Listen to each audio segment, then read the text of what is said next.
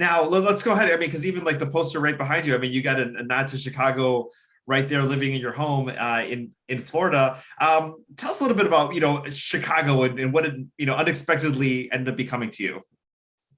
Yeah, I've said it many times. I never expected, never expected anybody to even know who I was. I expected to go up there, be in and out of there in a night or two, and be like a ghost in the darkness. Just want just something that was there and gone. Everything that's happened since then. As a man of faith, uh, it's getting me choked up talking about it. It's I believe in God's foreknowledge. You know how God, you have your own free will to decide what you're going to do, but the good Lord kind of knows the way things are going to work out. I believe, all this has worked out exactly the way He wanted it to, and it's starting to think about that and trying to wrap your mind around all of it is pretty incredible. But again, the I've met people up there and made friends that I've made family up there. Honest to goodness, that be that way for forever. Oh, exactly. And I think, just even from a media perspective was usually when the news crews are out, it's not always good news that they're out there to talk about. And this was one of those stories that was so unique, so rare in Chicagoland, and families were going out there to try to spot the alligator. People wanted to hear from you. It was just one of those things that it was, the excitement of something different and rare, but obviously a dangerous situation, as well too, but brought many people together in a positive way that we always, look forward to in our city.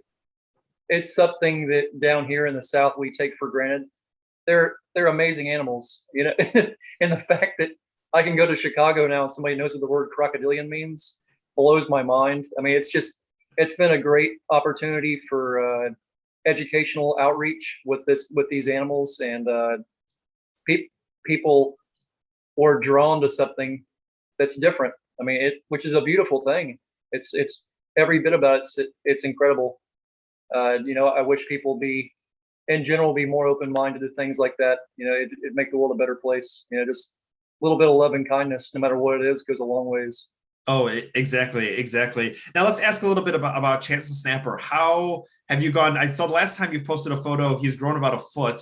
Um, Yeah, I dare to say he's probably, I don't think he's 6 feet. I'd say he's probably 5'8", something like that. He's getting to be a big boy. He's been putting on the groceries. He's really bulked up. People that saw him now versus where he was then wouldn't believe it was the same animal. I mean, he's really grown. He's really grown into his body. how big is he expected to get? They'll get as big as alligators get. I wouldn't be surprised if he's an 11 or 12 footer when it's all over with. We'll be talking about this in 15 years, and he'll be a well over 10 feet. Now, is this the very first time that you have, caught an animal, put the, animal in a conservatory and then followed up? Like, are you usually like this close with the creatures that you capture, or is this kind of the rare instance that people want to hear updates as far as what's going on with them?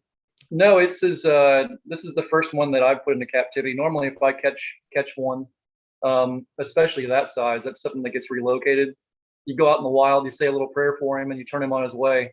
And you hope when you do that, another alligator doesn't come bite him in half in front of you. It's the world of alligators it's a brutal world. They have a very rough life, and he he is a very spoiled little alligator, and it's so awesome to see. Them at St. Augustine, John and Jen have taken such great care of him, and I can't thank them enough for their friendship through this too. That's how he ended up getting there. I mean, they are the place for an alligator to be. There's no place better. He's royalty. He truly is. Have you heard? Do they get a lot of tourists from Chicago coming to go to see Chance? Tons of people have been there just to see Chance. Yeah, without a doubt. They get people there all the time asking about him. Where's he at? Because he's off exhibit right now. So people will go there and be like, we showed up to see Chance. Where is he? Where's he at? So they gotta have the conversation and take him out back and show him to him. But yeah, it's he's a very spoiled little alligator without a doubt, and it's very well deserved. He has an amazing story, a truly amazing story. Oh, exactly, exactly. Now you're coming back to Chicago this weekend, June 19th from 4 to 6. You're going to be at Trader Todd's. Tell us a little bit about the of the event because you're trying to raise money for an organization, correct?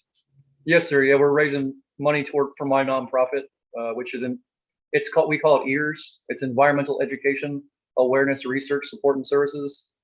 So we have a lot of affiliations right now that we're doing research with NC State, do research with the CRC, which is in Belize. It's the Crocodile Research Coalition.